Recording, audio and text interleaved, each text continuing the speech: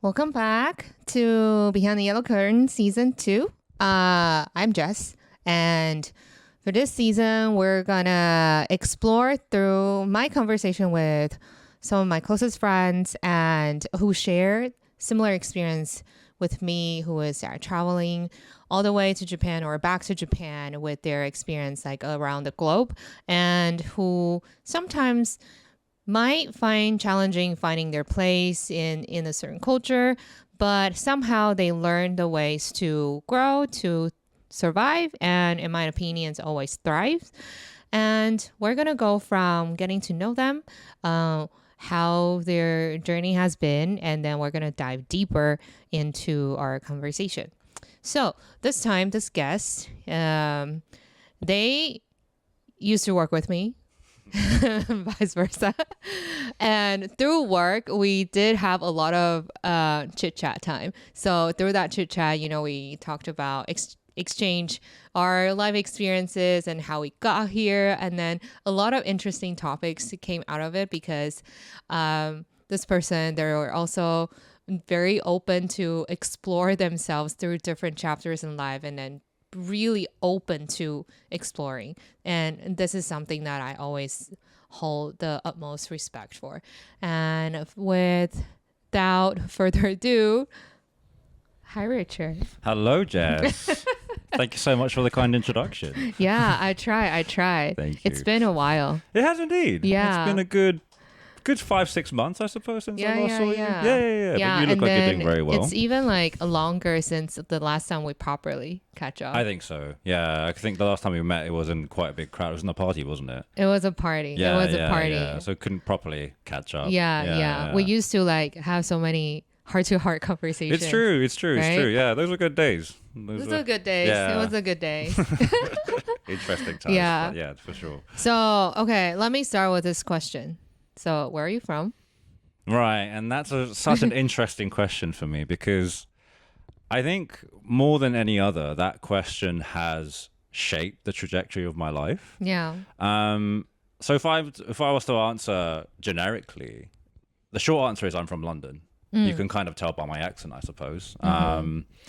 So my mother is Japanese. She's originally from Iwate, which is one of the northernmost prefectures of Japan. My father is British. He's half Scottish, half English, but he's actually born in India. That was because my great-grandfather was an army man during the Empire days, and he was stationed in India, and my grandma was with him and then gave birth to my dad in India, but then they moved back to the UK after India gained independence and whatnot. My mum and my dad, they met in England. And I was born there too. So again, the short answer to that question is I'm from London. However, the reason why that question is so problematic in many ways for me is because the answer to that question, i.e. where are you from, I'm from London, it never quite sat right with the people who I was talking with. How so? I think people had a set image of what someone from London looks like. Okay. Which is interesting because obviously London is a very multicultural city. Right. But I still think maybe growing up, quite some decades ago now in London, there was still quite a set image of what someone from London should look like. And I didn't quite fit that image. So saying I was from London never really quite sufficed. And so it was always a follow-up question of, no, where are you really from? Yeah. Right? And I think that was a very, I would say, almost harrowing experience for me because I was born there and I should be from there. I don't really know how else to answer the question. Yeah. However, it's like, but people are saying, well, you're not. Yeah. They're trying to like categorize you into a certain category that they can understand. Precisely. Yeah. I think that's what it is. Yeah. And it's also very interesting because I think as I've gotten older, I've kind of reflected on the implications of that question. Where are you from? Yeah. And it's a question, yes, but it's also a statement. It's also, I would go as far as to say it's a declaration to say you're not from here. Yeah. Because if you're from here, I wouldn't have to ask that question. Yeah. It's almost like giving them the excuse to be like, correct you. Yes. Yes. Yes, I think so. I think that's what it is. And it's Yeah. also it's basically them saying you don't quite fit the image that I have of someone from here. Yeah. Therefore, I'm asking you, where are you from? So I can Yeah. kind of maybe put you in a box, Yeah. which would make sense in my mind. Yeah. Yeah. Yeah. So that was again a very, very, it was, I would say, a doorway, Yeah. an opportunity for me to, throughout my life, reflect on that question: is not only where am I from, but who am I, Yeah. or more precisely, what am I? Yeah. In terms of nationality, in Yeah. terms of race, Yeah. in terms of culture, Yeah. and where am I allowed to identify with? Yeah. Interesting that how you use the certain terminology. Right, Do yeah. that. Also, I really need to point out like how you got triggered so quickly by that question. I think we're all pretty triggered by the questions at a certain level, but there is a context behind it, right? Like I think there's the whole reason why I would like you to share the story of like how you, because you said, well, short answer is you were born in England. Yeah. However, it's not that simple. And Yeah. then you mentioned your mom being Japanese. Exactly, yeah. And then now we're in Japan. And then at some point, I feel like you started to talk about how the society view you and how it's confusing to them because they can't really quite place you in one way or the other. Yeah. That's why Yeah. this question is I feel like it's extra triggering because Yeah. every time, it doesn't matter where you go, every time when you get asked this questions, Yeah. it's like attached with some kind of denial Yeah. from the other side. Yeah. Yeah. So some sort of resistance, I would resistance, say. Yeah, right? yeah. So, like, yeah. tell me more about your journey from, so you grew up in the UK, London, in yeah. London, Yeah. and you received pretty domestic education Yeah. in London. Very much so. So you didn't yeah. go to like a Japanese school or On that note, I did go to a Japanese Saturday school. okay. Yeah. So for 12 years, actually, I So went. that's where you maintain to be bilingual. Yeah. Yeah. That in combination with my mum being extremely strict Ah. with her insistence on speaking Yeah. Japanese with me. Yeah. Yeah. But definitely, I think that it was the combination of those two factors that allowed me to be as bilingual as I am, Yeah. having grown up in London. Yeah. And wait, can you briefly talk about how your mom ended up being in London? Okay, that's interesting. I don't Yeah. know it in so much detail. My mom isn't the most forthcoming with regards to details, but long story short, she converted to Christianity when she was in Japan during her Yeah. university days, and she went to England, not necessarily as a missionary. I mean, it would be. Britain's supposed to be a Christian country, officially at least. So it would be strange to say she went to Britain to be a missionary. But I think she went to the UK because, she had an opportunity to, I think, get involved more in kind of missionary activities I see.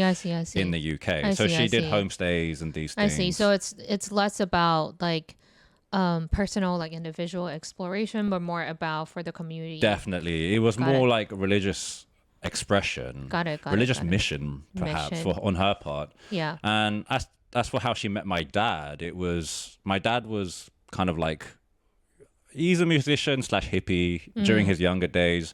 He also had a religious experience which led him to, I guess, take his Christian faith more seriously. And then, met my mother. One thing led to another, and yeah. Wow. Here I am. So my mum's been in London now or at least in the UK for over 40 years. Yeah. She moved there during the the early 80s. Yeah. And yeah, which is obviously for her, I think, quite a big journey because she grew up, again, not even in Tokyo in Japan, but very rural North Japan, which is, I wouldn't even say a world away, it's a universe away, I think, from London and the UK. Yeah. And she has her own story, Wow. which I can't speak to too much. But Yeah. long story short, that's the way she met my dad, and that's the way she ended up in the UK. Got it. Yeah. And when you grew up, because you mentioned your mom is pretty strict. Yeah. Within like the household, Yeah. the education, was it, since your mom at that point had been in the UK for a while, for a good few years. Yeah, so I was born in 1990. Yeah. And my mum moved to London, I think, in 81. Yeah, so it's like a good decade, Yeah, around a yeah, decade. yeah, So I don't know, like I want to assume she's already like pretty adapted into the environment, or she's still like pretty culturally domestic. yeah. It's a good question. I mean, my mum is a very interesting person, and she's definitely adapted to London and the UK very well. She's been very, I think, capable in terms of she set up her own business there, and she, met many new friends, and she's kind of established her own support network. Yeah. So she's really, really established deep roots in the UK. But that being said, she still maintains a very strong attachment to her Japanese identity, which is actually, I think, the most powerful motivating factor for her in teaching me and my siblings Japanese. Definitely. Yeah. Because she insisted that we remember our connection to Japan. Right. And not only that we remember it, but that we're actually able to interact with it. Yeah. And actually, maintain a connection with it deeply, in our lives. Because I do have many like half Japanese or just like half friends in London, considering it's such a multicultural place. However, a lot of them, their parents weren't as strict or just weren't as driven in teaching them, the other culture or the other language that they were from. And they obviously they're fully British and they're fully like anglicized in their mind and everything. But they somehow don't really feel that they also have another side to them, another world to which they belong. And some of them struggle with that more than others. Some of them are completely okay with it. They just accept that they're just British and they just happen to have a Japanese mother. And it's kind of like an interesting, quirky fact about them. Yeah. But I also do know some friends who actually feel this void in them that they know something's missing, but they can't quite grasp what it is. And when they go to Japan to, for a holiday or something, they kind of feel it momentarily being filled. Yeah, However, kind of almost like ancestors speaking to you. Yes, I like think the so. motherland is speaking to you. Yeah, exactly. So I think my mum, being very, I think in her own way, patriotic and kind of attached to her Japanese identity in a good way. I think that was a very, very strong motivating factor for her in actually, allowing us to again grow up with a connection to Japan and also speaking the language. Yeah. No, it's always it's kind of because I have friends back in the States, and everyone's immigrants' parents. And they have different styles of educating and then kind of carry their own core culture and then trying to invite their kids to be part of it. So that, like a lot of them, they did go to Saturday language school, and then some of them, like you said, they just like completely removed themselves from. They're like, well, that's older generation's culture, and I'm here, I'm in the States. And some people, like you mentioned, some of your friends that have that kind of void, and then they decide to voluntarily go back to their parents' country, trying to, in their own way, trying to understand what the culture is like and how that affects them. So that to me is always very inspiring in different ways and on different levels. So after that, you grew up in England. When did you decide or made a decision, or is it such a big thing at all that you want to come to Japan or come back to Japan? How would you put it? That's very interesting. Yeah. And I think it's quite curious that you put it in the way of coming back. Yeah. Because then it ties into the question of where am I from? Yeah. Because actually that is, I think the way because I was fortunate enough to frequent Japan when I was growing up. So I would come back here every summer. And my mum, took us up to her hometown. And, we spent our summer holidays here. I also spent a term in school here when my grandmother passed away some years ago. And I think whenever I was here, because I spoke the language quite fluently and I was very, how how could you say, like familiar with the culture and the mindset as well. I always felt that I did belong here in some ways. And then maybe in many respects that I was from here, even though I wasn't technically born here. Yeah. And I didn't, live here long term. Yeah. But I think I always felt like I should be, Yeah. a part of this country, and that I should be, maybe even have the right to say that I'm from here. Yeah. But yeah, again, it was always, I guess, because of the way I look. Yeah. I don't look Japanese, I think, at least in the stereotypical sense of the word. So yeah, it was again like there was a resistance on the part of the receiving side. Yeah. I'm not Japanese. Yeah. But anyway, sorry, to your question of like, why I came back here, or why I came here from London. I mean, it was in my mid-20s that I made a permanent move here after many, as I said, stints coming here temporarily. Yeah. And I mean, on the surface, it was, I got a job. I started my career in marketing in London. And after about a year and a half or so in the first company that I was hired with, I got headhunted from a company that was based in Japan. So that was the I guess you could say, the first opportunity that I had to move over here. But I think as well within myself, I was quite dissatisfied with life in London. If anyone's been there or lived there, you'd know that it's incredibly expensive. And I think I had this sense that, I spent, my whole childhood in London. I, went to primary school, secondary school, college, and also university, all in London. And growing up, you were promised certain things. Like if you did well in school and if you went to a good university, then you would get a good job, and that would mean you get a good quality of life, and et cetera, et cetera. Yeah. And I think upon having done all those things and, wanting certain things in life, I realized that it wasn't that easy. Yeah. And things were actually a lot more out of reach than I realized. Yeah. And I felt like I couldn't really build the life that I wanted to in London. And that combined with the weather, I think. The weather, I've heard of that. Even though I grew up there and, but I think after a while you realize that, the weather is very dreary. And it does affect you mentally. Affects you, yeah. And you start to look, after a while you look at the grey sky and you go, gosh, there must be something more to life than this, And I think, so when the opportunity came to come to Japan, I was really open to it and I embraced it. And so that was already like, 8 years ago. Yeah. Or so. Yeah. So that's the outward reason. Yeah. And also, I guess you could say the emotional context. Yeah. Under which why I came here. Yeah.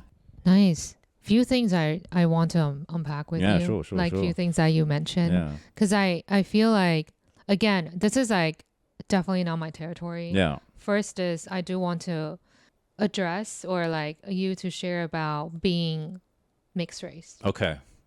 Because I think that's also on the nose. Yeah. And that's something that I feel like not never, but I rarely get the chance to make people feel safe enough to share more or elaborate more. But I think it's also very important to talk about. For sure. And I think that, at least from my very subjective point of view, that also affect how you during our conversation so far, you mentioned a lot about still giving external force the authority to categorize yourself. After all this time, like you've been through exploring and then knowing that at heart you feel Japan as home, even though you're you said that you're just visiting, you still feel like all that. And also still that question is very triggering for you, and then because you still feel I don't know, like there's a sense of you want to give that authority for someone to categorize you. Let me backtrack. So being a mixed race, and you literally wrote a book about it. I did indeed. You did write a book about I did indeed, talk about it more, like sure, it's been all right. It's interesting. Well, thanks for asking. I think it's a very, very important topic, because I think in this age of globalization and increased mobility, a lot of people, I think it's a topic that a lot of people are grappling with, sometimes without even knowing it. And you can be, for example, I would say like monoracial, like you can be monoethnic. You could be from one, ethnic term. Yeah. But you could be bicultural, right? Yes. And so even though outwardly you might be one thing, but inside your mind, you're more than one thing. Yeah. And I think from my perspective, it's like that kind of, you could say, internal state of being more than one thing, that's just manifested outwardly as well in terms of my actual physical biology, my race, you know what I mean? So that, I think that's an interesting experience as well. And like, I think touching what I said earlier about people not really recognizing you as being from any one place, and you kind of have this sense of being from anywhere, but at the same time being from nowhere, But I think if I was to summarize the experience of being, biracial, I would say it's that you're both and you're also neither of your heritage. So in my case, I am both Japanese and British, but at the same time, neither one defines me fully. So I'm neither of them at the same time.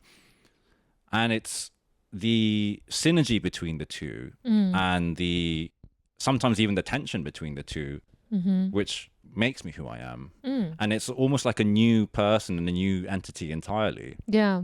And again, I think the reason why I struggled with being biracial for most of my life was because I felt like I needed to choose one or the other. And that we also live in a world that, wants to segment people into one thing or another. Yeah. Are you from here or are you from there? Yeah. Are you this or are you that? Yeah. And I think not being able to fit into just one was always problematic for me. Yeah. Yeah. So I think, but then that was actually where the resolution lay for me in terms of the question of who am I and where am I from? It's just like, actually I'm both of these things. Yeah. But I'm also none of them. Yeah. I am who I am. Yeah. And I think within the duality, there is also, you could say, a unity. Yeah. Oh, that's beautiful. Thank you. I like that. Yeah. But I think that's really what it is. Yeah. And like, obviously the yin yang symbol comes to mind, Yeah. You're almost two opposites, two sides. Yeah. But the two together actually create one unified entity. Yeah. And I really see myself in that as well, I think. Yeah. Yeah.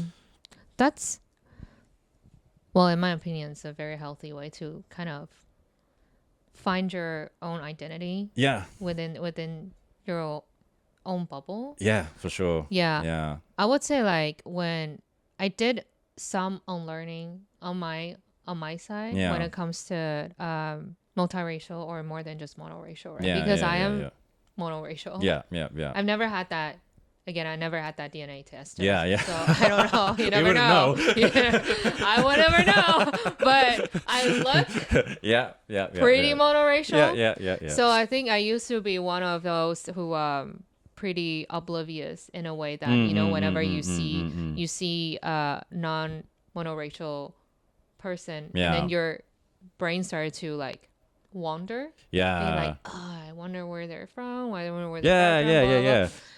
But I realized not that that's such a bad thing. Like it's good to be curious, but also, I started to train myself or practice to think in a way that they are their own person. They're just their own identity. Exactly. There's nothing they're human. for me to figure out. It's not for me to figure out. Yeah. No, that's really interesting because it does remand me a lot. There's, especially in Japan, there's a lot of glamour associated with being like half, right? Yeah. Especially being half white. Yeah.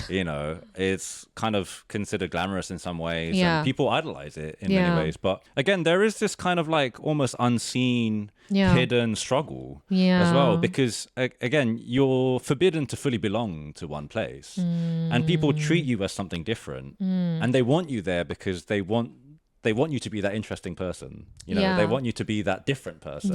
When actually you want to belong. You want to be included. Yeah, and there's nothing wrong with wanting to belong and wanting to. Exactly. I mean, it's a very human impulse, I would say. Probably one of the most human impulses. Yeah, for sure. Yeah. Yeah, but I think like personally, that's where one of the places I learned not to apply or project my eager to categorize other people onto other people, right? Yeah, Because yeah, I think yeah, that's like yeah. a one very good example Yeah. that basically none of our business.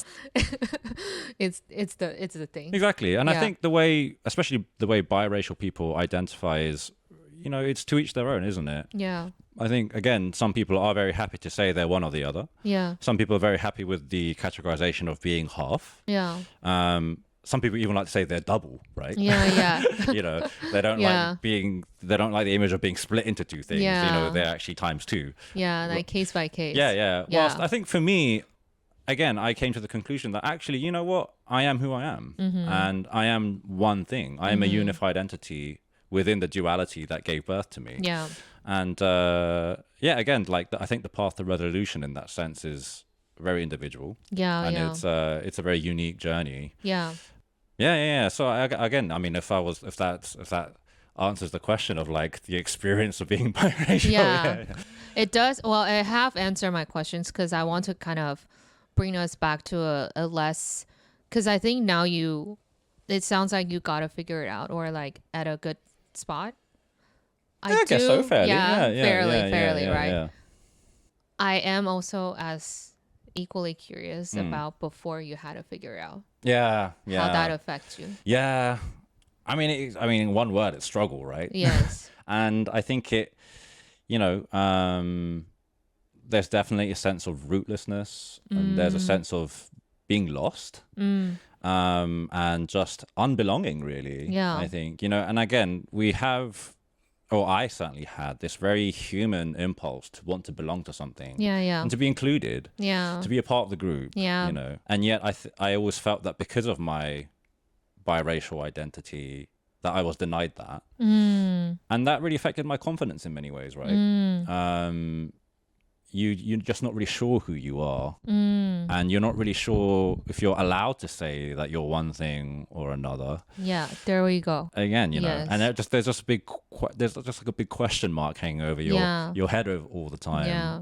And so I think but then again, I think when I was younger, I wasn't really mature enough to see the benefits that came with being biracial, bicultural, and I wasn't at that time in my life. I didn't really see again like how beneficial it would be to be bilingual, and also in some respects actually how beneficial it is to not belong.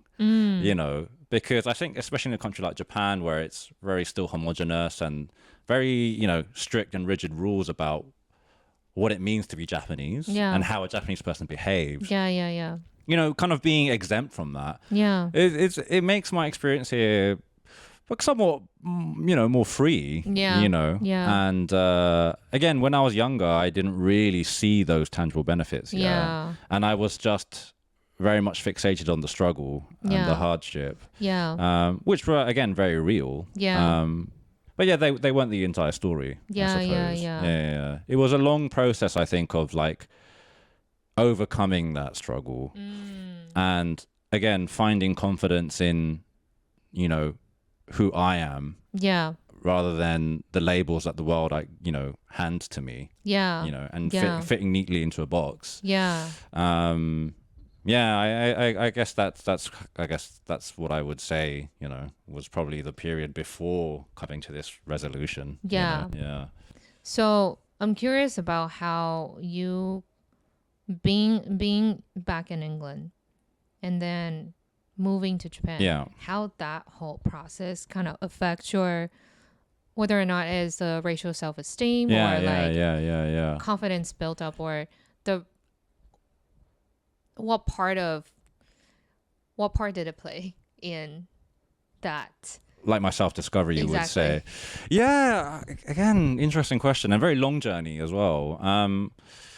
I think, having grown up in London since I was a young child, and kind of having associated with a lot of like communities which kind of stayed throughout my life in London as well, I think I became a certain person which maybe wasn't necessarily truly authentic to who I really am. I think I at the time when I was purely living in London, that I maybe embodied certain beliefs and behaviors which were out of conformity with the communities that I was living with.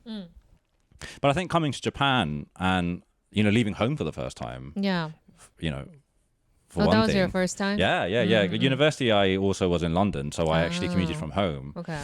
And so I kept the same friendship networks, and So again, coming to Japan for the first time was, it was really the first time that had the opportunity to actually be alone and be like, it was. I remember this very clearly. It was after having arrived in Japan, maybe a month or two after having arrived in Japan, that I was on my own in my room at the time, and I was like, I could be anyone who I want to be right now. Yeah.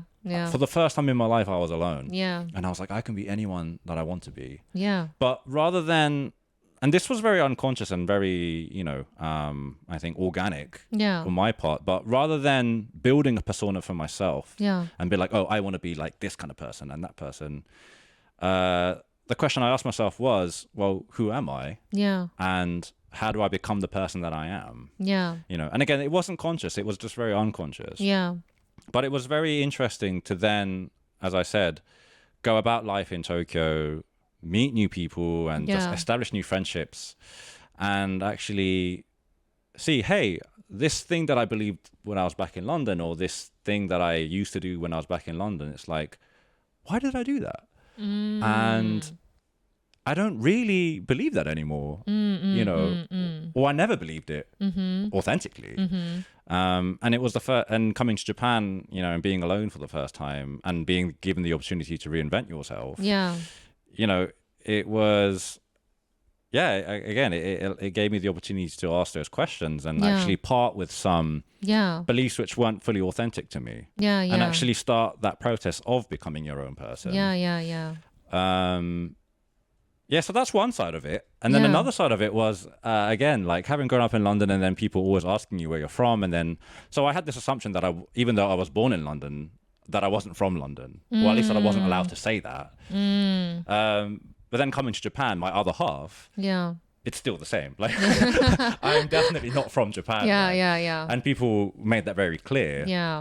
So it's like, okay, I don't belong in either country. So where do I belong? And then, the answer was actually that countries and at least the way the world is organized in terms of like nation states, like Japan here and England there, it's like that way of organizing and categorizing doesn't define me, know, and actually I am defined by something more than that. And I actually found my answers in that respect in a more spiritual context, where actually my identity actually lies with God. I mean, again, it's kind of touching into my faith and stuff, but I believe that countries and nationalities, these are human constructs. And when you don't fit into one thing and you're asked the question, okay, well, where do you come from? Where do you belong? I found my belonging actually in a spiritual reality.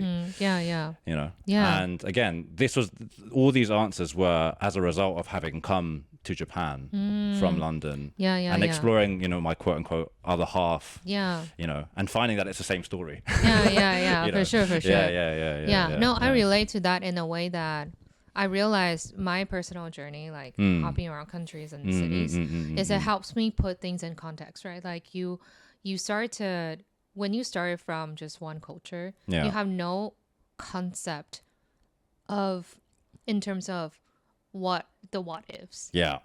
So you're always wondering if people are trying to, let's say people are trying to categorize you in a certain culture, in a certain background. And then you're like, I don't feel like I fit in here, but you don't have additional context to be like, but I also don't know where else, right? Exactly. But the moment you go into another culture or another city, another environment, that's when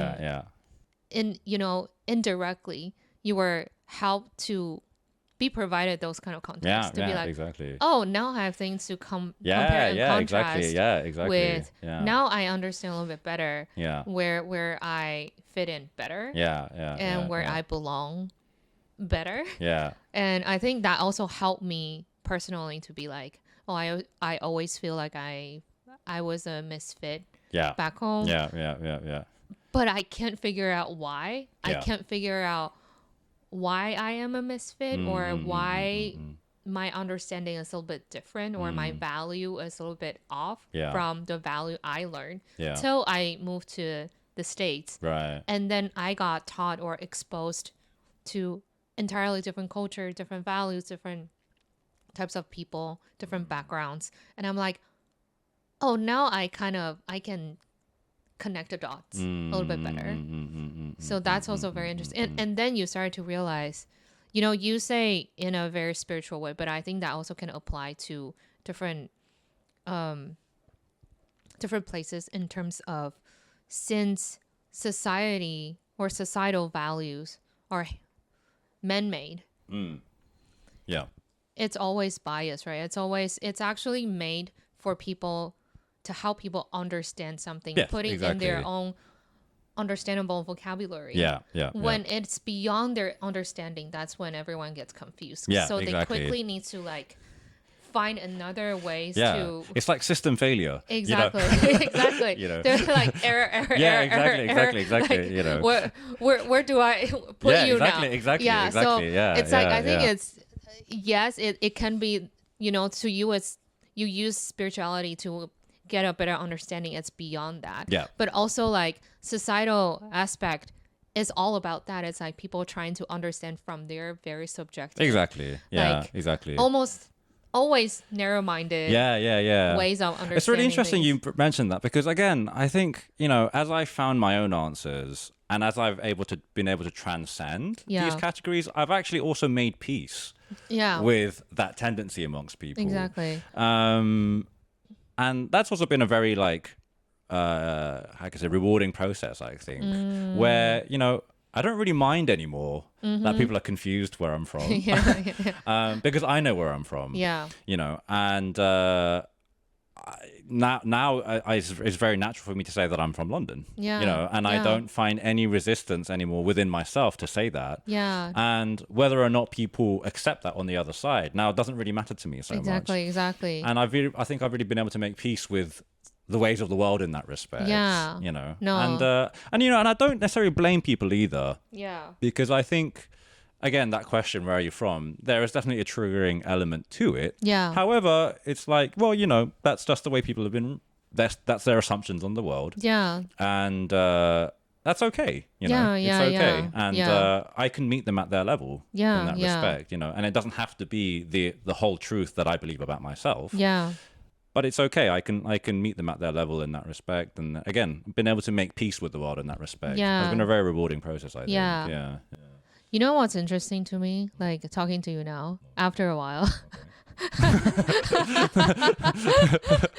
Like I see the like a evolutionary change in you. Oh, you do? Yeah. Okay. Because I feel like the last time we were having similar conversation, you were more, I don't want to say uptight, but you're more like had a stronger one types of opinions. Okay. Interesting. In how you view the world. Right. But now you're more interesting. like, I will meet people where they're at. Yeah. You're more maturity. Yeah, I you're suppose, more isn't zen it? now. Thank you. Yeah. No, that's like it's also very interesting to witness, because that's all this is about. Yeah, right? yeah, It's for like sure. you. Yeah. I feel like, well, it must be because of you. stop. I mean, I know, but stop. No, but I think like few things that you mentioned, it's very true. Like even myself, right? Yeah. Like compares to when I just moved to Japan to like now, I also feel like it's easier for me to meet people where they're at, relatively speaking. Like before, I still get, again, in my case, easily triggered by the questions where from, and then I will quickly get very defensive, right? yeah. I'm like, it's none of your business. Yeah, why are you trying to figure? Like, but now I'm like, you know what? Just let them ask, and it either I see as an opportunity to share my story and then my background, so that they have the chance to understand there's actually more than one way of understanding people than trying to put them into a box. Exactly. Or they chose not to. None of my business. But I know who I am. Like, my experience is valid and I know it's valid, and that's all that matters. Yeah. And so, like, nowadays people ask, like, where you're from. I'm like, or who you are as a person, right? I'm like, I'm Chinese American. It's not because the reasons that you think it would be, but because of the sum up experience I have. And there's no explanation necessary from my side. I mean, I think these days I like to play with the question more as well. Yeah. You know, people ask you where you're from, and I say, where do you think I'm from? Man, the variety of answers I get is so funny. You know, like people think I'm Turkish, Russian, Italian, Portuguese. You know, basically anywhere and everywhere, but here, basically. Right? They'll just guess around the world and then name all the countries they know. And that's a very interesting kind of phenomena in itself, because I think people answer based on their image of where they think someone is, or like what they think somebody is. So like if someone has a certain image of what an Italian person is, and I somehow fit that image, that's what their answer will be. You know, likewise, you know, like I'm for whatever really. And I like to play with it now, and I'm again much more secure in myself to be able to kind of have that playfulness with it. But again, I think once you actually are able to have that playful attitude towards a question, and you're actually able to be very relaxed with it, again, people, without maybe even knowing it, they start to treat you as a human being as well. And they also transcend the categories that they maybe tried to assign to you. And they just come away with a feeling of, oh, you're a good person. Or like, oh, you're very interesting. Or, you know, like that, you know. And wait, that's such a good point. And that is very true. You know. Yeah. And I think often the way that the other person reacts to you or treats you is actually often a reflection of how you reacted to the initial question in the first place, you know. And so, you know, I would say actually in that respect, everything starts with you, you know, and you actually have power in that respect over your circumstances and over the way that the world almost treats you. You know, I think often growing up and being on the receiving end of these questions and, you know, often actually, you know, abuse and discrimination, you know, you sometimes feel at war with the world and you feel like the world is out to get you. But again, I think as I've learned to make peace and actually be very relaxed and accepting of the world as it is, again, people also tend to be more accepting of me. And I've really learned actually over the years that in that respect, it really is up to you, you know, and that you have power over your circumstances, and you don't need to wait for the world to become more tolerant or more accepting, you know. You can start that process now, today, you know, and I think that I almost like call this number. You can start now, today.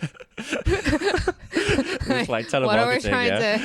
Please join our cult. 1-800. I assure you, that is not what we're trying to do here. I assure you.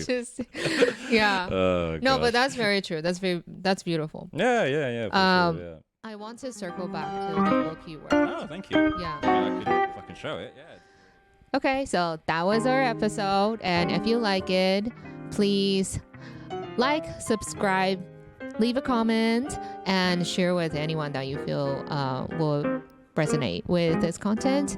And we have new episode every week, so stay tuned, and I'll see you next time.